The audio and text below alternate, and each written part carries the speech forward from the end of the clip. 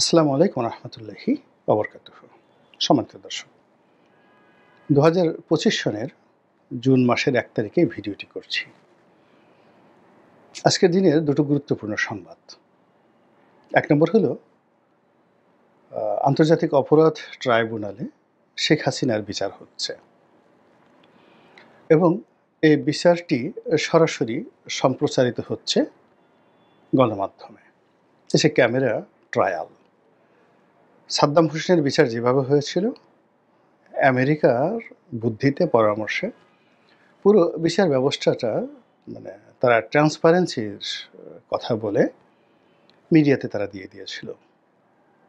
তো তদ্রূপ একইভাবে একই প্রক্রিয়াতে এখন শেখ হাসিনার বিচার হচ্ছে। আর সাদ্দাম হোসেনের বিচার আর শেখ হাসিনার বিচারের মধ্যে পার্থক্য হলো, ওখানে আত্মপক্ষ সমর্থন করার জন্য সাদ্দাম হোসেনকে উপস্থিত করা হতো, তাকে উপস্থিত করা হতো হাতকড়া পরা অবস্থায়, এবং তার সঙ্গে প্রকাশ্য কোর্টে যে অবমাননাকর আচরণ করা হতো, ওটা সাদ্দাম যারা সমর্থক ছিলেন তাদের অন্তর ভেঙে গুঁড়া গুঁড়া করে দিত। যে এখন শেখ হাসিনা ভারতের ওখানে আছেন, তার অবর্তমানে এই যে বিচার হচ্ছে এবং সেই বিচারে যে সকল যুক্তি তর্ক উপস্থাপন করা হবে, যে সকল বিষয়াদি এখানে উপস্থাপন করা হবে এবং অভিযোগ পাল্টা অভিযোগ সওয়াল জবাব যা কিছু বলা হবে, তা আর যা হোক না কেন আওয়ামী লীগের যারা নেতাকর্মী রয়েছেন তাদেরকে কোনো অবস্থাতেই সুখ দেবে না।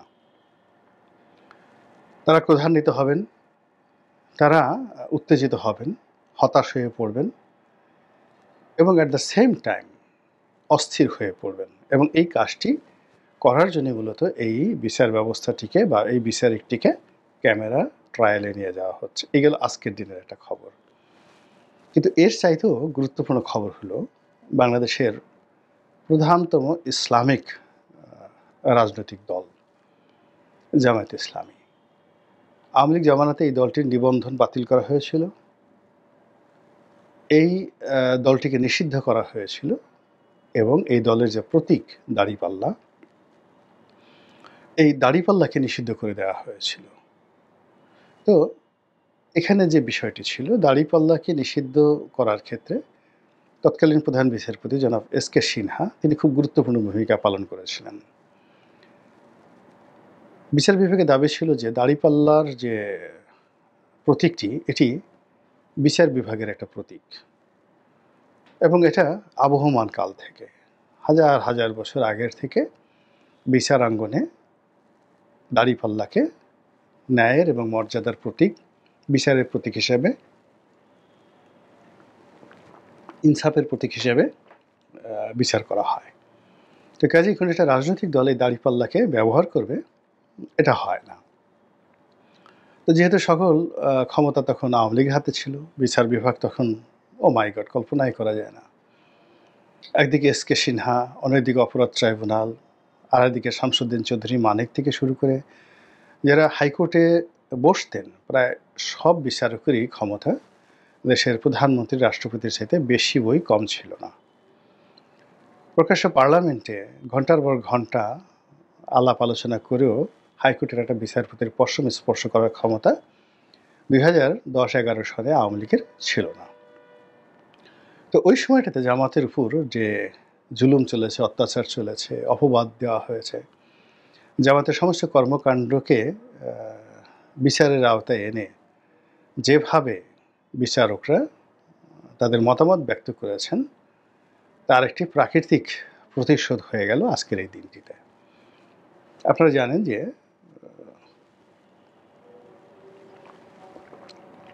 জামাতের নিবন্ধন বাতিলের বিষয় আমাদের মহামান্য হাইকোর্টের একটা রায় ছিল এবং সেই রায়টি এই জমানাতে এসে অ্যাপিলেট ডিভিশনে গিয়ে সেটি বাতিল হয়ে গেছে। ফলে এখন নির্বাচন কমিশন জামাতের নিবন্ধনটি দিতে বাধ্য, অর্থাৎ এটি এখন একটি নিবন্ধিত দল। 2 নম্বরে যেটি রইল সেটা হলো দাড়িপাল্লা। এটার যে প্রতীক দাড়িপাল্লা, এটাও ফেরত পাওয়ার সময়ের বিষয়। এখন মনে হচ্ছে না যে এস.কে. সিনহার মতো কোনো বিচারক ওভাবে বলবেন যে না, এটা বিচার বিভাগের প্রতীক, আপনাদেরকে দাড়িপাল্লা দেওয়া যাবে না, আপনারা ফুটবল নেন, অথবা আওয়ামী লীগ যেহেতু নিষিদ্ধ হয়ে গেছে আপনি তাদের নৌকা নেন, নৌকার পরিবর্তে জাহাজ নেন বা টাইটানিক নেন, এরকম হতে পারে। কিন্তু অবস্থা দৃষ্টে মনে হচ্ছে না যে স্রোতের প্রতিকূলে এখন কেউ যাবে। তো এই যে জামাত নিবন্ধন ফিরে পেলেন এবং তার প্রেক্ষিতে শুধু আলহামদুলিল্লাহ, সুবহানাল্লাহ, আল্লাহু আকবার, জামাতের যারা লোকজন তাদের আনন্দ উচ্ছ্বাসে আজকে সামাজিক মাধ্যম, গণমাধ্যম সয়লাভ। জামাতের আমির স্ট্যাটাস দিচ্ছেন, জামাতের কর্মীর স্ট্যাটাস দিচ্ছেন, এবং তারা যেটা বলতে চাচ্ছেন যে তারা এই নিবন্ধন ফিরে পাওয়ার মাধ্যমে যে রাজনীতি করছেন সেটা জামায়াত ইসলামীকে রাষ্ট্র ক্ষমতা নেওয়ার জন্য নয়, তারা যে কাজটি করছেন সেটা হলো ইসলামকে রাষ্ট্র ক্ষমতা নেওয়ার জন্য। খুবই সিগনিফিক্যান্ট একটি কথা, খুবই গুরুত্বপূর্ণ একটি কথা। এটি নিয়ে তর্ক হতে পারে, বিতর্ক হতে পারে, কিন্তু বাস্তবতা হলো যে আজকের এই দিনটি জামাতের, এবং এরকম আনন্দের দিন জামাতের জীবনে কখনো আসেনি। যে আন্তর্জাতিক অপরাধ ট্রাইব্যুনালে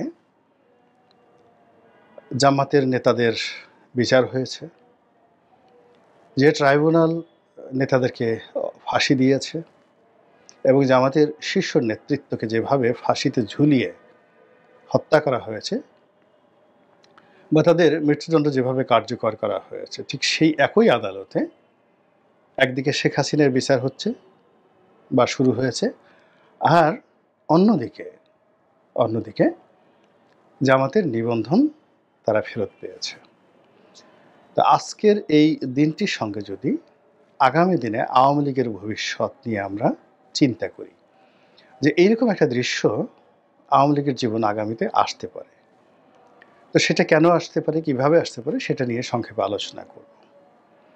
জামাতের যে আজকের এই খুশির দিন, এই খুশির দিনের নেপথ্যে যে কারণসমূহ তা ছিল কন্টিনিউয়াসলি 2010 সন থেকে, বা 2010 বাদ দেন, 2014 সন থেকে 24 বা 25 সন পর্যন্ত এই পুরো 10-11 বছর আওয়ামী লীগ জামাতকে নির্যাতন করার ক্ষেত্রে একটিবারের জন্য আল্লাহকে স্মরণ করেনি, এবং মহান আল্লাহ রাব্বুল আলামিন যে সর্বময় ক্ষমতার অধিকারী সেটা তারা স্মরণ করেনি। তারা মনে করেছে যে আওয়ামী লীগ যেটা চাইবে সেটাই আইন, আওয়ামী লীগের কথা মতো আকাশ হাসবে, আওয়ামী লীগের কথা মতো বাতাস প্রবাহিত হবে, আওয়ামী লীগের হুকুমে ঝড় প্রবাহিত হবে, আওয়ামী লীগের হুকুমে আজরাইল আসবে, জিব্রাইল আসবে, আওয়ামী লীগের হুকুমে আজরাইল ফিরে যাবে। তারা যাকে ইচ্ছে তাকে ফাঁসিতে চড়াবে, যাকে ইচ্ছে তাকে ফাঁসির দণ্ড থেকে মওকুফ করিয়ে তাকে মুক্ত বিহঙ্গের মতো উঠতে দেবে। তারা অনেক ফাঁসির আসামিকে রাষ্ট্রপতির ক্ষমার মাধ্যমে মাফ করে দেবে, অনেক নিরপরাধ ব্যক্তিকে ধরে নিয়ে জাস্ট ডাইরেক্ট গুলি করে তাদের ভবলিগা সাঙ্গ করে বলবে যে দেখো আমরা কিভাবে জীবন দিতে পারি আর কিভাবে জীবন নিতে পারি। তো এরকম একটা অহমিকা বোধ তাদের মধ্যে এভাবে চলে এসেছিল, এবং সেই অহমিকার মধ্যে জামাতের নিষ্পেষিত হওয়া, নির্যাতিত হওয়াটা ছিল সবচেয়ে মর্মান্তিক একটা বিষয়। ফলে জামাতের সঙ্গে আওয়ামী লীগের যে ব্যবহার, এখানে প্রকৃতির কোনো আইন কার্যকর ছিল না। কোরআনের আইন বাদ দিলাম, শরীয়তের আইন বাদ দিলাম, ইজমা কিয়াস বাদ দিলাম, এমনকি কোনো রাষ্ট্রীয় আইন এখানে শেখ হাসিনার হুকুমের বাইরে কোনো কিছু হয় নাই। এটাই হলো বাস্তবতা। ফলে আওয়ামী লীগের সেই খামখেয়ালি ঔদত্ত তার একটি প্রতিশোধ আল্লাহ রাব্বুল আলামিন এই জুন মাসের 1 তারিখে দিয়ে দিলেন। তো এই যে আজকের দিনের যে ঘটনা, এই ঘটনা থেকে জামাত, বিএনপি, এনসিপি, ডক্টর ইউনূস সবারই শিক্ষা নিতে হবে যে তারাও যদি সীমা অতিক্রম করে এবং তারাও যদি জুলুম অত্যাচার করতে গিয়ে আওয়ামী লীগের প্রতি ঠিক সেই আচরণ করে যে আচরণ আওয়ামী লীগ জামাতের উপর করেছিল। এখানে বোঝার চেষ্টা করুন যে আওয়ামী লীগ গত